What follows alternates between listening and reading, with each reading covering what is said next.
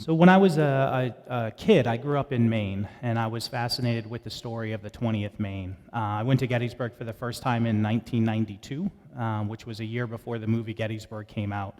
So when the movie Gettysburg came out in 1993 and sort of catapulted Joshua Chamberlain to fame, it sort of took things to a whole new level for me. I went to college, and I worked for a Lincoln Scholar, as Ski mentioned. And so for a long time, I kind of strayed away from the 20th Maine. I worked on the Gettysburg Address for my undergrad thesis and my master's thesis and PhD dissertation. The only way you can get through a PhD program quickly is if you take one subject and stick with it. So that's what I did. But luckily, after finishing the Gettysburg Address book, I've been able to go back to my sort of first love, which is the 20th Maine. So let me ask you this. Who's seen the movie Gettysburg before? That's kind of what I figured. Who's been actually to Gettysburg and stood on Little Round Top? Okay, so I don't really need to give you the background on the 20th Maine. That's a good thing. You may have heard that the 20th Maine performed rather well at Gettysburg. You may have heard of this little bayonet charge that they undertook.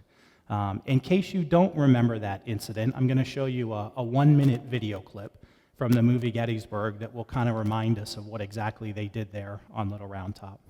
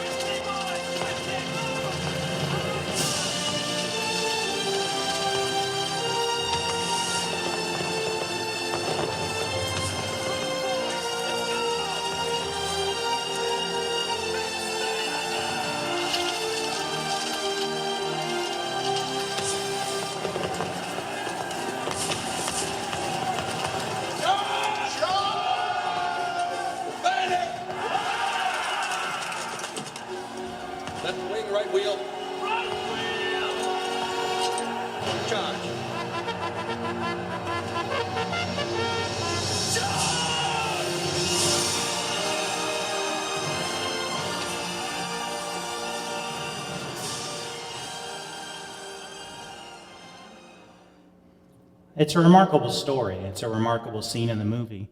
But as I'm working on this new book about the 20th Maine, the question that I wanted to answer in my very first chapter was, how did they get to that point? How did they get to the point where they could actually make that bayonet charge? What were their experiences over the year leading up to that formed them into this highly effective unit, this highly effective team that enabled them to do that? And that was the question that I wanted to answer. You know, they didn't start off that way. They didn't come into the Army this well-formed group of men. They had to grow that way over time. In fact, when their colonel, a West Pointer, an artillery guy, first arrived to take over these men, they'd been together for a couple of weeks before he arrived, this is what he said to them. This was written down by their major years later. Colonel Ames proceeded to express his opinion of the conditions of affairs in which the only thing clear to my mind was that the condition was a highly unsatisfactory one. He summed the matter up by saying that it was a hell of a regiment. He didn't mean that in a good way, right? So from the beginning, the summer of 1862, the question I wanted to answer was, how did a hell of a regiment become a hell of a regiment? How did they transform over the course of that next year? You know, the interesting thing is, if you look at the 20th Maine leading up to Gettysburg, they'd only been under fire a couple of times. They're not highly experienced. They'd been in one major battle, Fredericksburg, but they'd played a pretty small role. They had 4 men killed at that battle, which is terrible for those 4 men, but in terms of Civil War context, that's pretty light, sort of light fighting that they're involved in. So what happened in those 10 months that transformed them? When I get to the end of the talk today, I'm going to put up on the screen 5 or 6 points that I think are critical to how they transformed over those months, that explain the key to their success. So let's go back to the beginning. Let's go back to their enlistment. They enlist in the summer of 1862. in July and August of 1862. They're mustered in on August 29th, 1862. They didn't enlist when the war began. They're not some of these volunteers of 1861 who ran off to war. Now, why is that? Why are they later enlistees? Part of it's just a numbers issue. In 1861, when the governor of Maine called for 10,000 volunteers, their quota was full within 3 weeks. They had all the men that they could handle. And the governor actually disbands the rest of the companies, the militia units that are forming, because he doesn't want to pay for them anymore. So some of these men may have wanted to enlist in 1861 and simply didn't have the chance. Some of these militia units go home and they continue to train throughout 1861 and into 1862, so they don't entirely disband. Now, in the summer of 1862 is the disastrous Peninsula Campaign for the Union Army, the Army of the Potomac. This is McClellan's big plan to use the Navy, use his superior advantages in artillery as well, to transport the Union Army down below Richmond and then march them up that peninsula that's bounded by the James and the York River. We know how that turns out, which is not very well. And in the aftermath of that campaign, the North calls for 300,000 more volunteers to join the war effort. The governor of Maine issues the call in Maine on July 4th, 1862. Initially, Maine thinks it's only going to raise 4 more regiments, but they have so many leftover troops that they actually will raise a 5th regiment, the 20th Maine, and that's how they're born. Now, what motivates these men to serve? Usually when you talk about the Civil War, it's Union and slavery, Union and abolition. Those are the 2 things that we talk about. For these soldiers from Maine, it's really more about Union than it is about abolition. Joshua Chamberlain would write years later, "The motive under which they first sprung to the front was an impulse of sentiment, the honor of the old flag, and love of country. All the former stood for, and all that the latter held undetermined, they did not stop to question. They would settle the fact that they had a country, and then consider the means, or the reasons, and the rights of it." Now, they enlisted an interesting time, because just 24 days after they're mustered in, Lincoln issues the Emancipation Proclamation, fundamentally alters the course of the war. And I was expecting, as I read through there's somewhere between 2 and 3 dozen letter collections and diaries that are left of men in the 20th Maine. I was expecting to find some reactions to that proclamation, positive, negative, whatever it may be. There really aren't any in either direction. A couple of the men note, the issuance of the proclamation, but they just sort of state it as a fact without any reaction to it. They are read the proclamation on September 23rd, the day after it's issued, 1862, but really let it go without any comment. Maybe this isn't too surprising. Mainers had little comment or little interaction with African Americans, no personal experience with slavery at all. In 1860, just 0.2% of Maine's population is African American, about 1,500 African Americans in a state of 650,000 people. And so they're really not thinking about abolition. One of my favorite diarists from this time is a guy named William T. Livermore. If you read much about the 20th Maine, you'll come across his name. And on September 7th, this is the day after the unit arrives in Washington, D.C., he writes in his diary, "There I am, sitting about 20 feet from a dozen Negroes, and I make an errand or an excuse to sharpen my pencil to get into conversation with them. And I was surprised to find them so intelligent. Their conversation was about the war. One of them seemed more frank than the rest, and as we were talking about Stonewall Jackson, I asked him if he would shoot him if he got a chance. 'My God,' said he, 'I would shoot him before I could get time to get sight of him.' They all seemed to understand about affairs as well as the whites." It's clear from this diary entry that this is Livermore's first interaction with African Americans. So when these soldiers march off to war, it is to save the Union. It is not, at this time, really anything to do with slavery one way or another. In addition to the impulse to save the Union, there are financial incentives as well. In the summer of 1862, most of these men are receiving somewhere between $150 and $200 bounties, between the federal bounty, the state bounty, the town bounty that they're being offered. Plus, they would be owed $75 more at the end of the war. The state was also providing to the towns money to be given to the families of the soldiers. So every soldier's wife or parent would receive 75 cents a week, plus 50 cents for each child, in order to help them get through the wartime. This all sounds like a good deal, and Maine's Adjutant General wrote in 1862 that it would only be men of suspect character who came home that weren't absolutely rich, because everything would be taken care of, and they'd be making all this money from the government. Well, that turned out to be a little bit hopeful, to say the least. One of the soldiers, Hezekiah Long, wrote in the spring of 1863, "We've been living in hopes for some time past that the greatest of all strangers, the paymaster, would make his appearance amongst us, but he has not yet." Sometimes it's 4 or 5 months in between when these guys are actually paid. So who were these men? This is William T. Livermore that I mentioned just a moment ago. He's a great diarist of the war, one of the very best that you can find, though unfortunately his full diaries have never been published. And he's also representative, sort of demographically speaking, of the types of men that were in the unit. Livermore is single. He's a farmer. He's from Milo, Maine, and he was born in May of 1840. So he's 22 years old at the time of his enlistment. He was 5'9", a little taller than average. Most of the soldiers are about 5'8". And he was a Republican who held strong religious beliefs. The men in the unit range in age from 16 to 50. That's what they put down on paper. It may have been a little different than that. But they range in age between 16 and 50. But almost 3/4 of them are in their teens and 20s. It's a young man's war. 155 of them, there are 972 that enlist initially, 972. 155 of them were 18. They could not have enlisted in 1861. That's maybe part of the answer to that previous question. Another 88 of them were just 19 years old. The median age is 23, so very, very young men. 62% of them were single, not married when they marched off to war. It's sort of an interesting demographic thing when you look at it. Those that were 26 and under were most likely to be single. 27 and older were more likely to be married. That's kind of the cut year of when most of these men seemed to be getting married. 2/3 of them were farmers.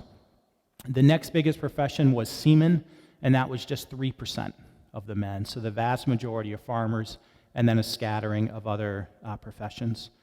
Compared to the volunteers of 1861, they were about a year older and much more likely to be married. And this might explain part of the reason they had hesitated to enlist in 1861. Now, the officers are a little bit different. The officers, on average, are 5 years older than the men, and 47% of them were married, as compared to 38% of the enlisted men. The officers vary in their professions as well. Only about 15% of the officers were farmers. If you look at the officers, you see a lot of school teachers. Chamberlain, of course, is a professor. You see some lawyers. You see a number of clerks, so men of these different professions. And also, you may have read over time, there are all these interesting studies about the advantages, the social advantages that height gives you, right? So if you look at Fortune 500 companies today, almost all the CEOs are like 6'3" or taller. And there are all these studies, too, about how much money you make if you're over 6 feet tall. And I saw one recently that said every inch of height gives you, on average, about $1,000 of salary extra per year. So kind of interesting. It holds true if you look at these men as well. So the officers of the 20th Maine were, on average, 2/3 of an inch taller than the enlisted men. So just kind of anecdotal, but holds it all up. So they come together. They've been recruited. This is one of my other favorite men. William Lamson writes a series of letters home. His collection is actually published. You can find it on Amazon. They come together, and Ellis Spear, the future major, would write, "All these assembled recruits and expectant officers presented, when in camp, the general appearance of a town meeting. They have no discipline. They have no idea what they're doing. Many of the recruits are camped in Bangor at the racetrack, and there are 2 on-site saloons where the men are drinking throughout this entire period where they're being mustered in." Nathan Clark from Masardis would write, "I had a hard time getting out to see Ann on Friday. Colonel Chaplin would not, and Lieutenant Lyford could not, give me a pass. So we formed a squad to go and drill, and when we got past the guard, I skedaddled. That's the way the boys get out. An officer and 8 men can pass the guard any time to drill, so one takes command and marches 8 or more out, and then we go back when we please." If you think of the challenge these officers are going to have, things got little better when they moved to Portland. On August 20th, our friend Mr. Lamson wrote, "We had a high time here last night with the sutler. He set up shop yesterday forenoon, and last night the boys drew rations in one corner of his shop, and if the major had not come along and driven them off, they would have drawn everything to the ground." William T. Livermore wrote, "Who would not be a soldier?" Right? High times for these men. And then the colonel arrived, and everything changed. This is Colonel Ames. His full name was Adelbert Ames. He was the son of a ship captain. He had actually sailed the world as a cabin boy and then working on his father's ship. And Ellis Spear would write later, the colonel, a thoroughly trained soldier, saw things to him new and strange. And this is what leads to Ames's comment that it was a hell of a regiment. Ames is a West Point grad. He graduated fifth in his class of 1861, and he had served in that first year of the war in a battery. Had been wounded very badly at the First Battle of Bull Run, would later be awarded the Medal of Honor for his actions there. Even after he was wounded at Bull Run, he refused to leave his battery, stayed there manning the battery. Served very well throughout the Peninsula Campaign. In 1862, he's seen what war looks like. He knows this is no picnic. This is no joke. He's deadly serious about what he's encountering. He would be absolutely critical in the formation of the regiment. In fact, I think most people get the Gettysburg story wrong, because when you talk about who's the hero of Little Round Top, everybody always says it's Chamberlain. Sort of. But Ames is the one who gets this regiment ready to make that charge. He really deserves as much credit as Chamberlain does. So he's critical, but he's really prickly, and he and the men don't always get along. So a couple interesting letters to his parents that offer some insight into his own personality. In 1861, his parents criticized him for not writing more, so he wrote back a letter to his mother. He said, "I received a letter from Father a day or two ago that really he ought to be ashamed of. And you, Mother, you appear to endorse it. No, you cannot persuade me from writing you by such a letter. I love you too much." Interesting character. There's another letter from early 1862 that reveals kind of his more playful side, sense of humor. He wrote, "A large rat has taken possession of my tent, I ruling supreme during the day and he during the night. He treats me very badly, wakes me up at night, runs through the mud and then drags his tail over my pillow, walks on my letter paper, makes his bed on me, and pokes his nose into my private affairs. A course of conduct decidedly unkind, I think. I do not do so to him." But even this passage tells us something about Ames's character, for he concludes, "For his rudeness, I am feeding him bread and butter spiced with arsenic." So you get a sense of just how stern this guy is. Ames starts training his officers immediately, and he has a real burden. He's only 26 years old. 7 of the 10 captains are older than he is. The major, the lieutenant colonel are both older than he is. Even most of the lieutenants are older than he is. How is he going to get this men to follow his lead? Luckily, he doesn't have a lot of reverence for his elders. He wrote to his father in July of 1864, "My last letter was somewhat sermon-like. Of course, good advice is always taken, whatever may be its source, so I expect you will profit by mine." Fortunately, he's not too intimidated by his elders. Of the 5 Maine regiments that are created in the summer of 1862, Ames is by far the most qualified of any of the colonels, the best training, the best experience of any of those colonels, but he has the least qualified officers to work with, the most inexperienced officers. Only the major and 2 of his 10 captains had any previous experience. The major turned out to be a skulker who fought in no battles throughout the war. He constantly got himself removed from the front line, claiming to be sick or disabled or whatever. And those 2 captains both resigned before the year was out. So Ames is left with nobody who has any experience. Of 20 lieutenants, only 2 of them had any previous experience. So he is literally starting from scratch. And early on, he earns the wrath of his men. On the afternoon of September 8th, just a couple of days after they've arrived in Washington, his men march from Washington out to Arlington Heights, probably not far from where General Lee's house actually stands. And James Runlet, one of the sergeants, writes, We had not got more than 3 miles before the men began to fall outside the roads, and when we got there, there was more than 100 strewed along by the way. Colonel Ames was a captain of artillery, and I suppose he is used to marching pretty fast on horses, but he has killed himself for this regiment. He has got the ill will of every private. As soon as we got on the ground, he said this, "Men, I have but this to say. If you can't march better than you have tonight, I would advise you to desert and go home." There was hardly a man that could have shot him with a will. Ellis Spear would write later that this early incident really soured the men on Ames and prevented them from ever giving him the credit that he truly deserved for turning them into this top-class unit. So just a few days after they arrive in Washington, the men are on the march to the front. This is this critical time period when, right in the aftermath of the Second Battle of Manassas, when the Union Army's been crushed, driven back into Washington, is sort of rebuilding in Washington. That's when the 20th Maine arrives. But within a few days, they're on the road out to Maryland because Lee's army has moved into Maryland, hoping to get into Pennsylvania, but moved into Maryland. This is what will culminate in the Battle of Antietam. So the 20th Maine is on the march out there. They're taking in new sights and sounds. I mentioned Livermore's experience with African Americans for the first time. The men are writing about seeing Mount Vernon for the first time as they're coming in on the transport ships. They're writing about marching through Maryland for the first time. Is anybody here from Maryland, by the way? Oh, excellent. So I can read this quote. So while they were marching out, William T. Livermore is starting to take his evaluation of everything that he is seeing. And he writes in his diary, "Once in a great while I see a woman, but they are not like our Maine girls. When I get a woman, I shall get her just as near Katahdin," that's the tallest mountain in Maine, "just as near Katahdin as I can, for the further south I go, the more inferior the inhabitants are." Ironically, this is the one area where the men from Maine and the men from the South actually agreed. When Lee's men moved into Maryland, they were very distressed by what they saw in the state. One said that Maryland women had faces like door knockers. And another man said that Marylanders were the ugliest men and women that I ever saw. They looked as if they'd been smoked for half a century and then dried.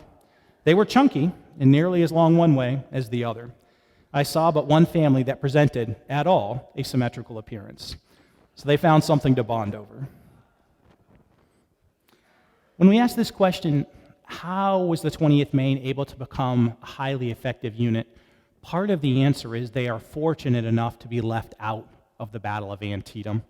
The Battle of Antietam, September 17th, 1862, 23,000 casualties.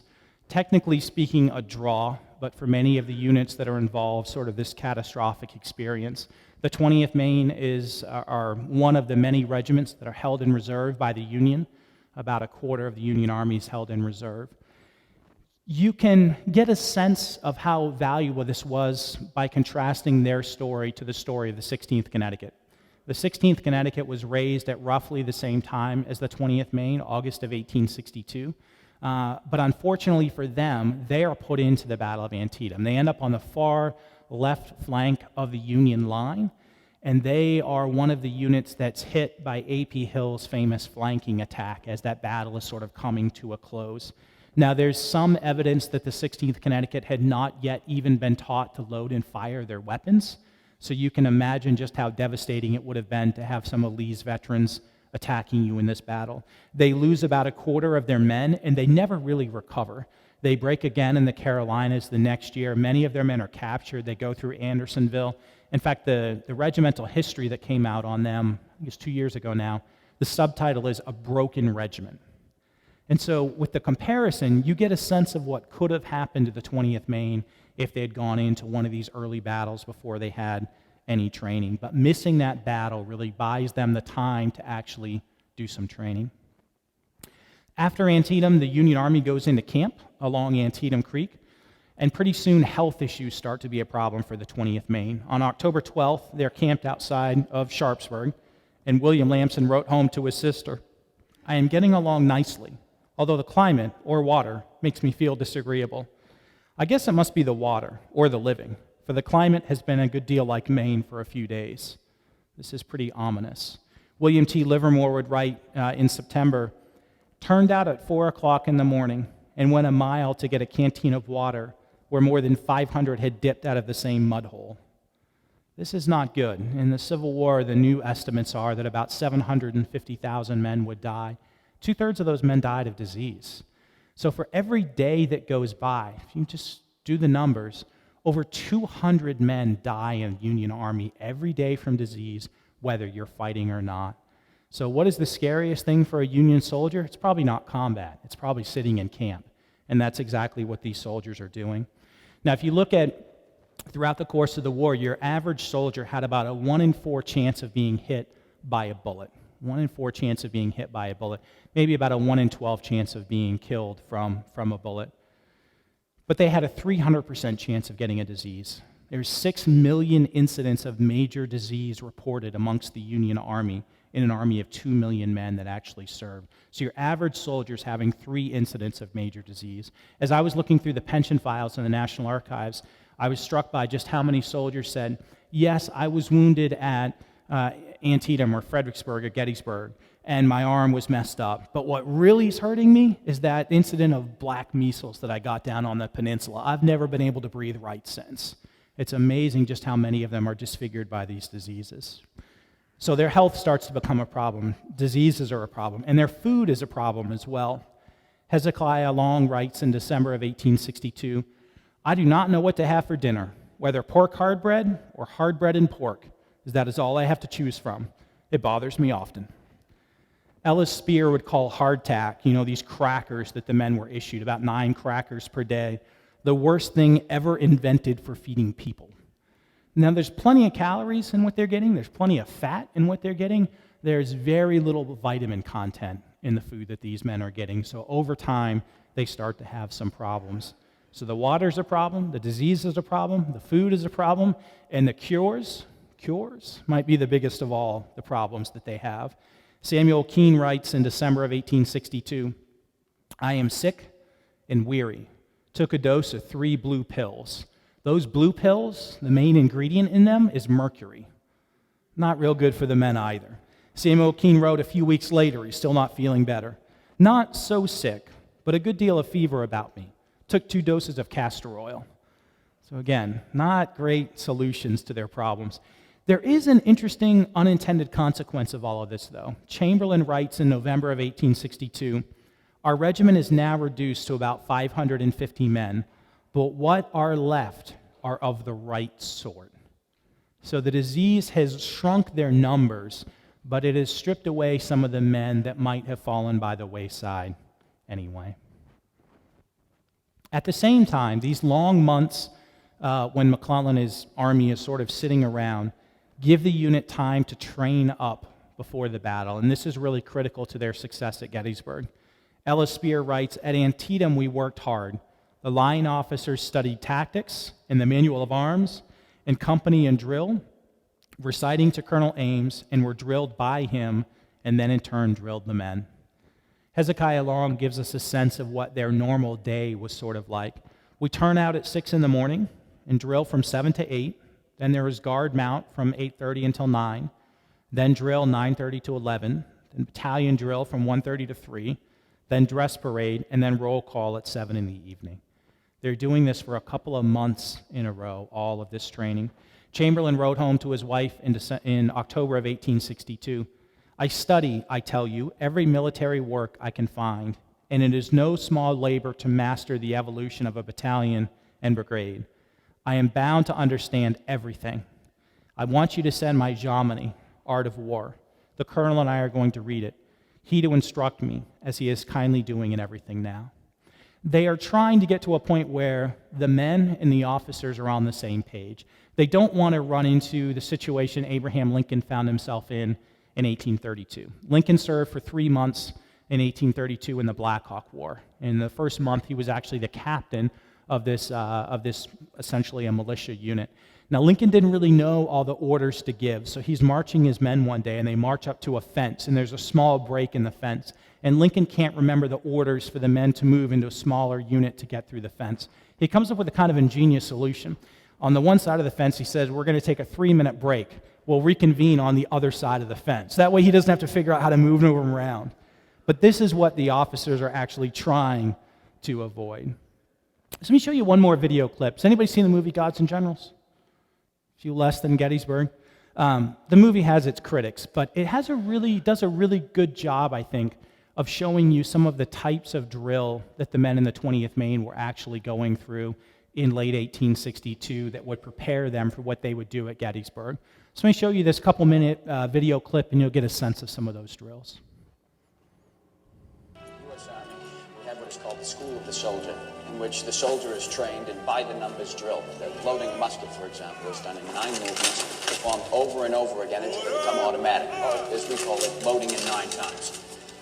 Let's see, Sergeant Chamberlain. Loading in 9 times. Demonstrate this. Assume the musket has just been fired.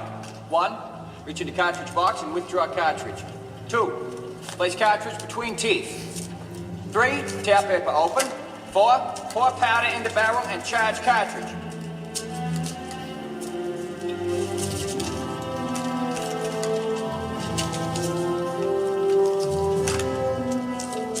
5, withdraw the ramrod. 6, ram the ball home. 7, return ramrod. 8, half-cock the hammer. Remove old cap. Put a new cap on the comb. 9, shoulder arms. All right, you have the idea, Sergeant, but this must be done without thinking and much, much faster. Yeah. 1, 2, 3, 4, 5, 6, 7, 8, 9. Practice until you can do it as fast as that. It may save your lives, gentlemen. Line of battle consists of 2 lines of men, one behind the other, so that while one line fires, the other reloads. Behind them is a line of file closers, lieutenants and sergeants. But 2 lines make a regiment unwieldy on the move, so we need to switch to column of 4s. We need to be able to change from column of 4s to line of battle and back again quickly. It is not difficult to move from line of battle into column of 4s. It is much harder to move from column of 4s into line of battle, and if we are called to make that move, it will be when we are under fire. I'm sure you can understand, Colonel, how important it is that these moves are learned so thoroughly that the men can perform them in their sleep.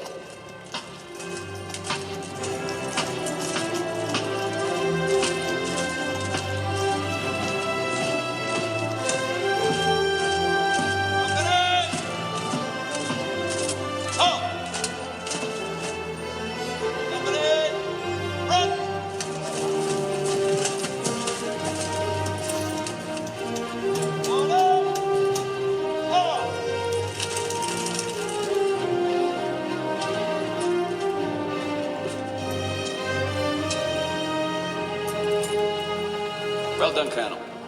That's a beginning. But that move must be practiced and practiced and practiced. Another month and we'll be ready. But we leave for Washington tomorrow.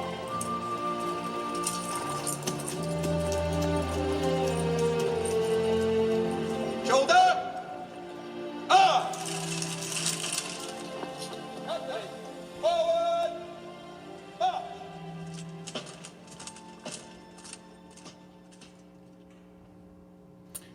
Earl Hess is maybe the current historian who writes most about Civil War tactics and training. And he says the ultimate purpose of drill in the Civil War was to create an automatic response to orders from large masses of men who acted upon those orders as one. At Gettysburg, the 20th Maine would do 3 different maneuvers that sometimes are portrayed as kind of obscure. The one is refusing their line, which means that they went from 2 columns, they extended their line, and they bent it back on itself. It's a tough thing to do under fire. The second part is when they start to make their charge, because of this bent line, they have to wheel forward. The left has to wheel forward while the right stays steady, and then they all move forward as a group. Again, that's another tough thing to do. And then the bayonet charge, of course, is difficult as well. In the Civil War series by Ken Burns from 28 years ago now, I guess, he refers to these actions as obscure textbook maneuvers. And the implication there is only a man of Chamberlain's intellect and learning and creativity could have thought to order these things under fire. And that is the exact wrong lesson. You get creative on the battlefield, and your men are going to have no idea what to do, how they're supposed to follow you. The real key to the success of what happens at Gettysburg are all of these months of drill ahead of time. The brilliance of what Chamberlain does is he knows what maneuvers his men have been trained to do and which of the ones is appropriate for that particular moment. It's selecting from the catalog that he has in his head. It's not coming up with something from scratch. So Ames is critical to all of this, but where did he learn all of this drill? We've all heard the line that West Point in the 1850s is really not a military school, it's an engineering school. These men are being trained to build the railroads, build the fortifications of the country. In fact, it's said, and it's true, if you look at the curriculum of West Point at the time, there's only one class in 4 years that deals with military theory. That's it. So how could these men possibly be expected to actually lead troops in the field? That's true, but the story's a little more complicated, because what you miss if you just look at the curriculum at West Point is what happens after the formal school day is over. From 4 o'clock until dark, every day at West Point, the cadets drill. Sometimes that's 3 or 4 hours a night in the months of the year when sundown doesn't come until later. When you look at the curriculum at West Point, the men spend, at the end of their 4 years, they spend 1,400 hours drilling. Everything from the school of the soldier, how to load and fire their own weapons, all the way up to brigade-level maneuvers. They know exactly what they're doing when it comes to leading these men on the battlefield. In fact, in 1856, Ames's first year at West Point, the Board of Visitors complained that the amount of military training was interfering with scientific instruction, right? Not usually what we would think of as being a problem. Now, it may be true that these West Point officers are not really equipped to lead corps of 10,000 men, to lead armies of 100,000 men. That is certainly possibly true, but it is undeniable that they were prepared to lead regiments of 1,000 men or 500 men. That's really what they're trained for. Now, this training would be beneficial, but the men didn't exactly like it. Now, Theodore Garish would leave really the only full-length reminiscence by a veteran of the unit, published in the 1880s. And Garish wrote, "One of the most difficult things in the world for a genuine Yankee to do was to settle down and become accustomed to the experiences of a soldier's life. He was naturally inquisitive and wanted to know all the reasons why an order was given before he would obey it. Accustomed to be independent, the words go and come grated harshly upon his ear." Hezekiah Long wrote in October of 1862, "You have probably heard that some in this regiment here do not like Colonel Ames very well, as he swears at them sometimes. As for me, I like him very much, and the rest are beginning to." Capturing sort of the best and the worst, William T. Livermore would write in October of 1862, "Our colonel is acting brigadier now. I wish he would be promoted or resign, although he is the best. Not really sure what to make of that evaluation." Part of what Ames is trying to do, many of the officers who came in that were the company captains, they had gotten their appointments solely because they had had the political clout in order to raise enough men to form a company, or they'd had connections with the governor, or they had been wealthy men who had paid bounties to the men who enlisted in their unit. In other words, they're not necessarily the type of company captains you want to have in the long term. Part of what Ames is doing is trying to get rid of some of these men. 7 of the 10 company commanders resigned by the spring of 1863, and Ames would write home to his parents, "Many of the officers I have been obliged to make resign." He's getting rid of all of the dead wood. He's trying to promote from the younger men those who actually sees as having potential. So all of this drilling really has 2 purposes. It gets the men prepared, and it gets rid of the officers that Ames just don't think will cut it. At the same time all this is happening, the men are bonding. They're forming into this sort of team where they have a larger identity than just their individuals. Hallman Melcher wrote, "I have warm friends in camp and the regiment, those who are ready to assist me in time of need. Even Lieutenant Colonel Chamberlain took my blankets on his horse this forenoon." Theodore Garish, who I mentioned just a moment ago, he talks about becoming very, very ill in the fall of 1862, and it's his tent mates who got him onto an ambulance wagon, a wagon reserved just for officers, by threatening the teamster if they didn't put him on there.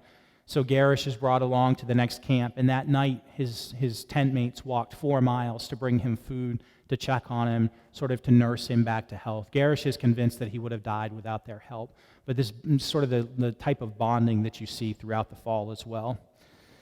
In May of 1863, William T. Livermore falls sick himself, and it's Melcher who takes care of him in this. And Livermore writes in the aftermath of this, "He is all I could wish or expect of a brother." At the same time, there are lighter moments. The men write in their reminiscence about raids on beehives, snowball fights, and hours of cards, all of these things that would sort of cement this unit identity that would serve them so well in the moment of adversity. Now, their first real chance to see the impact of all of this training comes at Fredericksburg. Their first opportunity to actually get into a major battle. They'd had a few slight skirmishes before this, but nothing serious.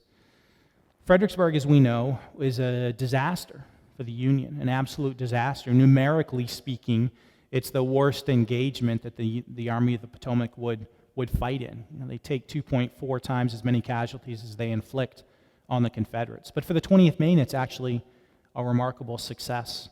So I'm going to read you an account from Hull and Melcher that sort of gives you a sense of their participation in the battle. They don't go in until kind of late on the day of the battle. In the afternoon hours, it's already almost close to dark. And Melcher writes, "Soon the bugle sounded the advance, and our brigade moved forward with loaded rifles and fixed bayonets, our colonel leading us on with drawn swords some 20 paces in front. For some reason, the 2 regiments on our right did not advance with us, which left the right of our regiment exposed to a double fire from the front, and also a battery at the right. But by the prompt and efficient efforts of our brave Lieutenant Colonel Chamberlain, assisted by the adjutant, the right wing advanced in good order. It is useless to mention anyone, for every officer, and also the men, seemed determined to do their whole duty. We advanced across a level piece of ground, fully exposed to the enemy's fire of artillery and musketry. The regiment charged to a ravine close to the rebel batteries and rifles, where it was ordered to halt and advance cautiously to the crest of the ridge, where the boys poured in their fire upon the enemy, till darkness closed the scene of the conflict. Their rather conspicuous behavior caught the attention of some of the other men in the Army. A regular Army officer, Robert Carter, recalled, "I saw the 20th Maine, which was in our division, coming across the field in line of battle, as upon parade, easily recognized by their new state colors, the great gaps plainly visible as the shot and shell tore through the now tremulous line. It was a grand sight, and a striking example of what discipline will do for such material in such a battle." So the 20th Maine is proving themselves in this first battle. It's also showing the men the value of their own training. Ellis Spear would write later that his men came up to a particular fence, like Lincoln had done in 1832, that they had to get through, but because of their training, they were able to instantly change their formation, move through the gap in the fence, change their formation again, and keep moving. It has shown the men the value of everything that they've been doing over the past several months. That night, Ames passed through the regiment, personally congratulating every man on their actions for that day. James Runlet, who had earlier written so harshly about the colonel, said, "It is plain to see, however, that the colonel has a more favorable opinion of the 20th since the battle than formerly." Now, they do lose 4 men killed in the battle, 3 mortally wounded, and 29 more wounded. It's enough that they felt like they'd played a role in the Battle of Fredericksburg, but it's not enough that crushes the unit, that wipes out their confidence. Garish would write, "Notwithstanding the grave situation of our army, as a regiment, we were much elated. We had fought our first battle, made a most brilliant charge with unbroken ranks, where veteran regiments had faltered in the rear." This battle improves their confidence, makes them think that they can do anything. It kind of brings everything to a culmination for them. They've really turned around as a regiment. In the spring of 1863, Holman Melcher writes that he's amazed by the transformation of the regiment. That when they first came into the Army, the men were kind of sloppy. They didn't really like taking care of their equipment. And now they're all competing to have the blackest boots, the shiniest rifle, the sharpest drill. He sees a complete change in them. Hezekiah Long wrote in May of 1863, "Our regiment was inspected a few days since. The inspecting officer says that it cannot be beat in the whole Army of the Potomac. which is quite a compliment to us. And then at the same time, the men are shocked to find out that they're not well thought of at home. There's a couple different reasons for this. Chamberlain will write home to his wife Fanny that part of the problem is that they employ no partisans back home, that the men are not from one particular part of the state. They're from scattered all around, so nobody kind of has ownership over them. Nobody's writing good stories about them back at home. And when Adelbert Ames got rid of all of those officers, all of those men with political connections, they all go back to Maine. And they all talk about how bad he's bungling things. They're trying to justify why they've been forced to resign. At the same time, because of all of the disease that the 20th Maine had been hit with, actually the numbers are no worse than it hit the other Maine regiments, it's easy from an outsider's view to look at this regiment and say, they've lost 400 men to disease, they've lost 7 of their 10 company commanders to resignation, they are a unit in turmoil. And so the feeling within the Army and the feeling within the unit is that this is a crack regiment on its way up. But back in Maine, people are asking questions, why haven't you been in any fights? Why haven't you actually done anything? Why are people leaving the unit? And it creates this real disconnect between the two. The officers will write an open letter to the governor of Maine, sort of sticking up for Adelbert Ames and everything that he has done for them up until this point. But what all this means is that the 20th Maine is absolutely spoiling for a fight in the spring of 1863. They are desperate to have a chance to prove that they are as good a regiment as they know they are. And luckily for them, Joseph Hooker, the commander of the Union Army, launches a campaign in late April of 1863 that will culminate in the Battle of Chancellorsville. This, they know, is going to be their big chance. But before the battle, they're vaccinated against smallpox, and it turns out to be a bad batch. 4 of them will die, and 81 of them will be sick as well, and the entire regiment is quarantined during the Battle of Chancellorsville because they're worried that it will spread to the rest of the Union Army. The men are furious. Hezekiah Long writes, "We have to be contented to lay almost in sight of the enemy and suck our thumbs." Joshua Chamberlain says to his higher-ups, if we couldn't do anything else, we could at least infect the rebels. Right? They are just desperate to get involved in the battle. Holman Melcher writes in the aftermath, with our regiment in the condition it was before this broke out, and in the hands of Colonel Ames and Lieutenant Colonel Chamberlain, we would have made a mark amongst the rebels. Melcher thinks about leaving the unit. Melcher is thinking about going on the staff of Colonel Ames. Adelbert Ames would be promoted not long after. And because of the lack of fighting in the 20th Maine, Melcher thinks, maybe I'll just get out of here. That would have been interesting. He's one of the ones that's critical during the bayonet charge on Little Round Top. He might not have been there in a slightly different world. Chamberlain is also really frustrated with how things are going, and he writes home to Fanny Chamberlain on May 5th, 1863, just a couple days after Chancellorsville. What would you think, Fanny, of my obtaining the colonelcy of one of the new regiments to be raised in Maine under the recent law, the conscript or drafted regiments? Would you leave the old 20th? I declare it makes my heart heavy to think of it, but the colonel says if he does not get his appointment, promotion to brigadier, I ought to go in for another regiment. He's thinking about leaving the 20th Maine too. And then he closes, I'll see it through one more battle anyway. And so he decides to stay with the 20th Maine. Again, just think how different things might have been. So these men are frustrated. They've missed all the opportunities so far. They're spoiling for a fight. And then the Confederates head north. In late June and early July, the Mainers get word that there are also problems back home. There are Confederate raiders who are raiding up and down the Maine coast. There's actually a battle, the Battle of Portland Harbor, that occurs just a few days before the Battle of Gettysburg. So now the fighting isn't just in the far-off seat of war. It's also back in their homes as well. These men feel like they're under attack from everywhere. On June 27th, 1863, just as the 20th Maine is about to cross into Maryland, Holman Melcher writes, as to the present state of affairs, I will not write my feelings, for you can imagine the disgust at the bungling blunders that have transformed the seat of war to our borders, that is now destroying the property of good citizens, and that have caused these tedious marches that kill more men than the battlefield of the Rappahannock. So as we think about sort of concluding comments, and you think back to that scene on Little Round Top. You think back to that charge that the 20th Maine made, and you ask yourself, how did they prepare? What sort of got them to the point where they could make that charge? First of all, they were very fortunate in the appointment of Adelbert Ames as their colonel. They didn't exactly like him at first, but he is instrumental to all of the training that they would need that would allow them to react as they did at Gettysburg. They're fortunate not to be involved in the Battle of Antietam. Had they been involved, had they come under enemy fire, who knows what would happen? They could have turned into the 16th Connecticut, a unit that was never really the same again in the aftermath. They had time to drill, to get trained before they had any real experience. Sometimes in a whole variety of different contexts, we talk about just throw people into the fire and they'll figure it out. Not the case with the 20th Maine. Much better to have given them that time to drill. At the same time, they've bonded into this cohesive unit. These men are fighting for the man next to them as much as they are for any greater cause. They've had all of this time to work together, to play together, to take care of each other.